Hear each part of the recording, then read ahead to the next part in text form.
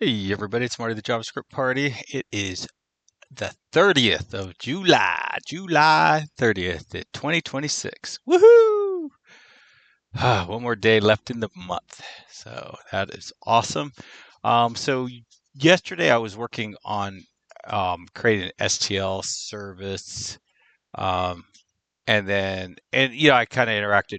Like honestly, this would have been extraordinarily difficult and very, very time consuming without ChatGPT. ChatGPT, that's Roxy. This is the most annoying dog ever. Most annoying dog ever. She's just full of energy and love. Um, all right, so she just barks nonstop. That's the only problem with her. So anyways, what this would have taken forever without ChatGPT. I mean, I would have figured it out, but it was much faster. So basically, I created this STL service, and this was pretty much, I think, yeah, almost a complete um, download. I mean, a complete copy and paste. This is actually now, yesterday I didn't quite understand it, but you actually create a link and click it. How crazy is that? I've never seen this little pattern before. Like when I was kind of going through it, trying to make it work yesterday, I was just kind of like, but basically, okay, I need to do a little bit of formatting on this. Um, But basically, we create a function that just you pass it a mesh and the name you want the file to be. And then it uses this STL exporter that we just pulled in like that that comes with 3JS automatically. And then we told the exporter to parse mesh and we said binary is equal to true. So I guess there's probably also binary is equal to false, and probably a little bit more, a little easier to read, like in an IDE or something. So then we create a blob. Who knows? I don't really know anything about this, what this does. But then we create a URL. We never put the URL on the screen anywhere. We literally just create a URL that says create object URL. I don't even know what that is. I've never seen anything like this. The create object URL is a static method of the URL interface that creates a string containing a blob URL pointing at an object in the given parameter. So this sort of creates a concept of a URL, which is a blob. I don't know. I do honestly, I've never seen that in my life before. So there was like literally like there's 30 lines of code, 29 lines of code. Um, everything that does anything I've never seen before. This I've created a element in the document. It'd be interesting. I don't know if there's an A in there somewhere, and then that, and then object URL. So revoke. Actually, I do want to do an inspect and see if we can find this link anywhere in the document, because apparently, yeah, document create element. I think there may be like an empty URL somewhere in the document. I don't think there was much here. So yeah, we just pull in the importer service. We just import it. We just create an instance of it, get an instance to it, and then we just say export it to Gear STL. Now, if you look in my downloads folder, you see that there is a Gear STL, so I will delete that. And then let's just go ahead and we're running. So just running this screen will will export it. Now, it's probably not that bad. Not wouldn't be very hard to create a button that does this, something like that. I don't know. I'm not worried about it. All right, so let's do this. Let's pull this guy here. And what we should see when I hit refresh is an STL show up in here.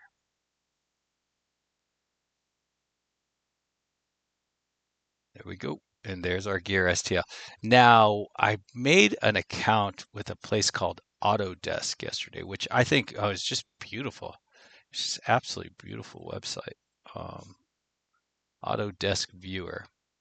I ended up giving my uh, email account. Um, or I let them using my Gmail, my Google account, my Google identity, I guess it is. So,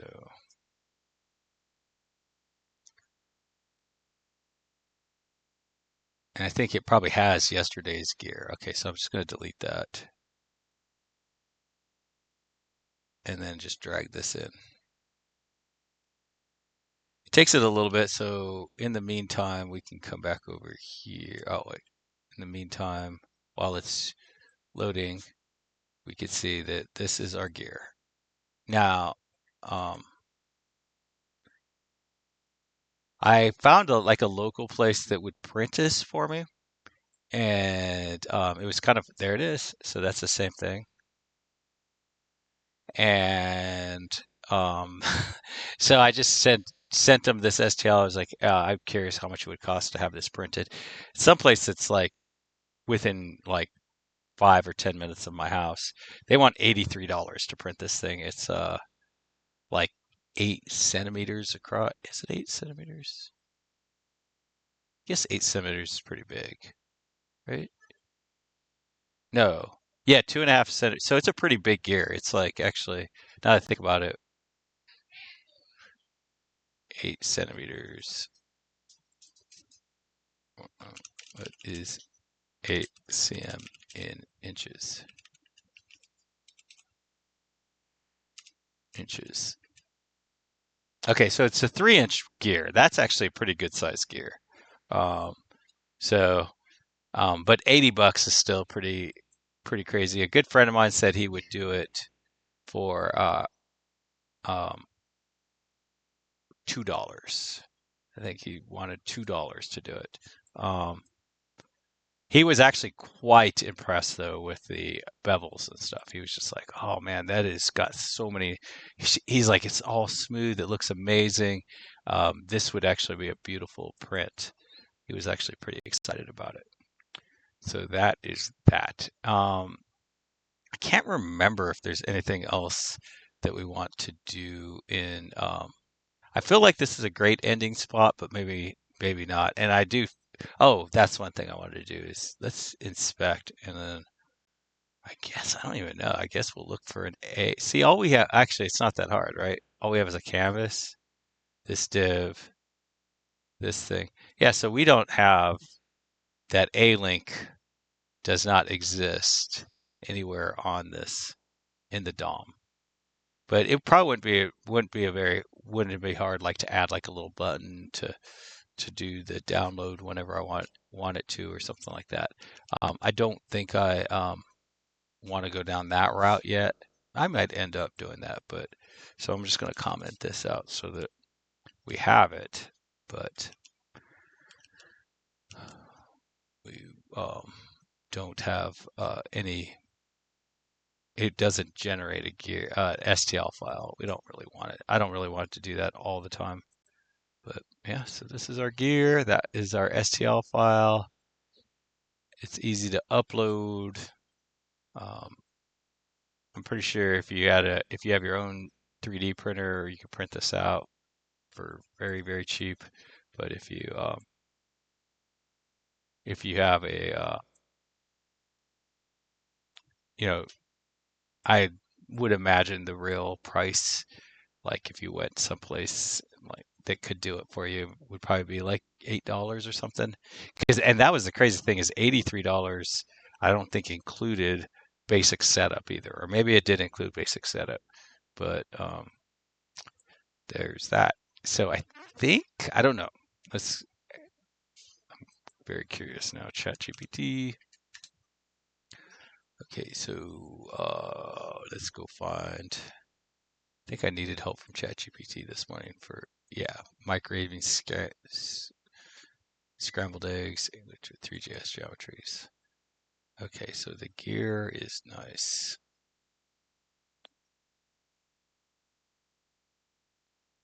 So the gear STL was nice, but my local um, place wants $83 to print it. A friend of mine that prints said he'd do it. Said he'd do it. Do it for $2.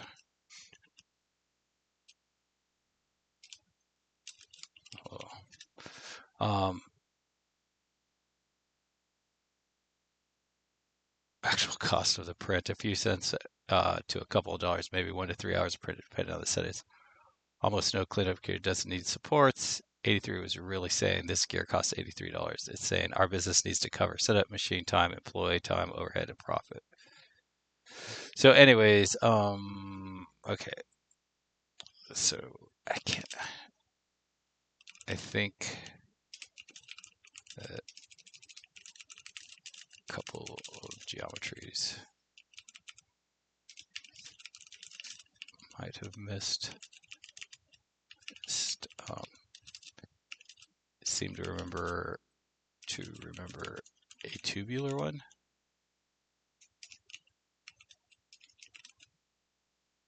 Tubular geometry.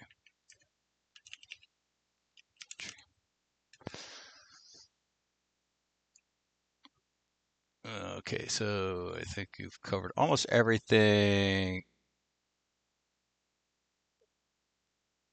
Tube geometry. Okay, so I don't think there's any. Whoa, cat.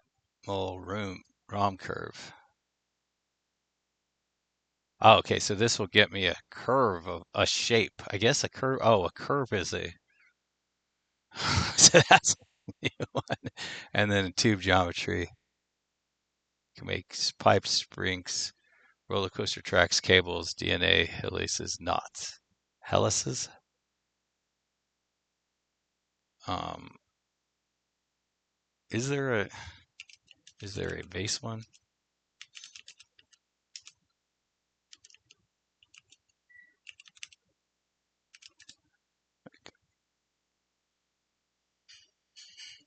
Is it lathe geometry? Okay, yeah. So I don't think I did a lathe either.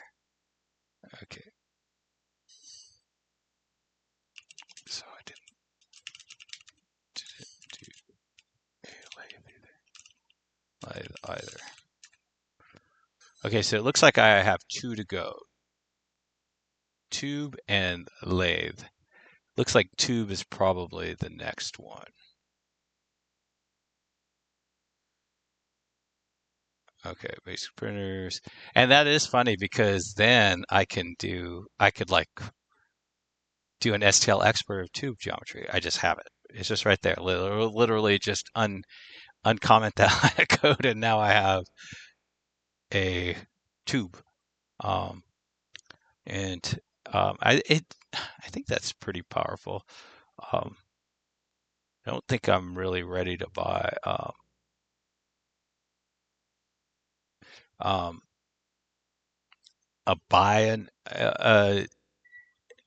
a 3D printer, but like we're getting close to being where it might be like worth doing. Although my daughter-in-law's dad, so I think he's my brother-in-law. I'm not sure exactly what you call that, but he is really into 3D printing, so I'm sure he'd be happy to do it for me to print anything I wanted out. Um, so now loading things would be very, very interesting too.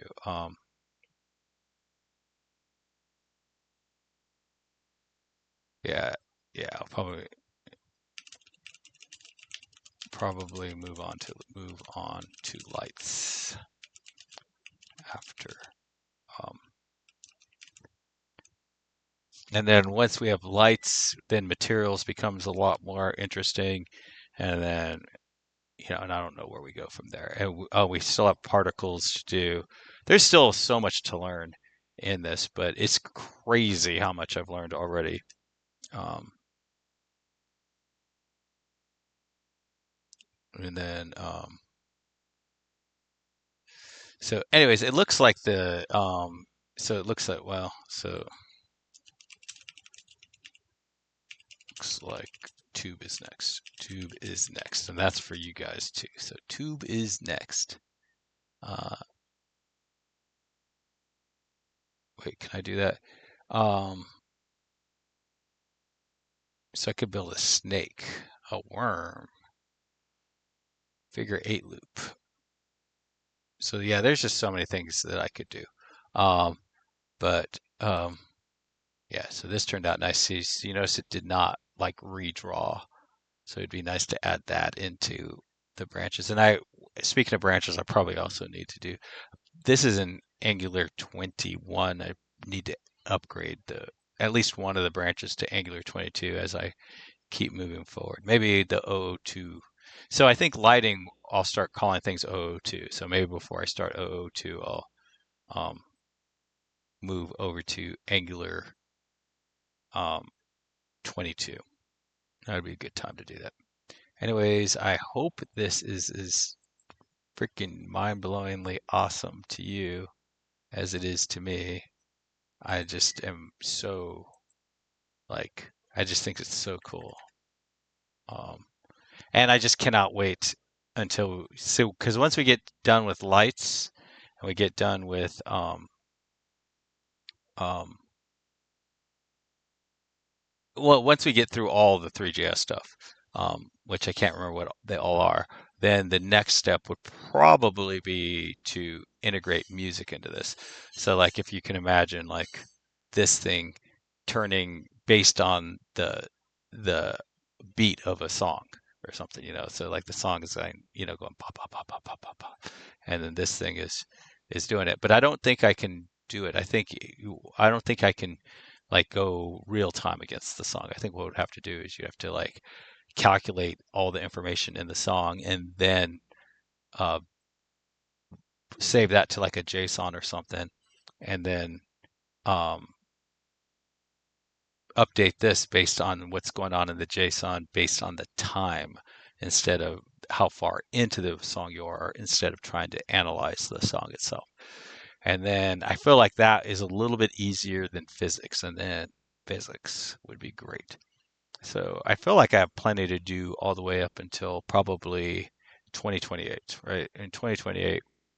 But like I just imagine that in 2028 if we're like watching like lights flashing and music going and physics bubbles happening because of physics, and maybe the music affecting the physics or something like that. Like maybe the gravity changes based on the amount of that. And then also something like this could probably be very cool, like if balls were falling down and the they fall into these little grooves and then all that. And all that's gonna be very, very complicated. And if I tried to do that today, I would get lost and get frustrated. But with this slow, steady progression, it shouldn't be too bad. It should be very easy. Anyways, happy coding, everybody. Have a wonderful day. Bye.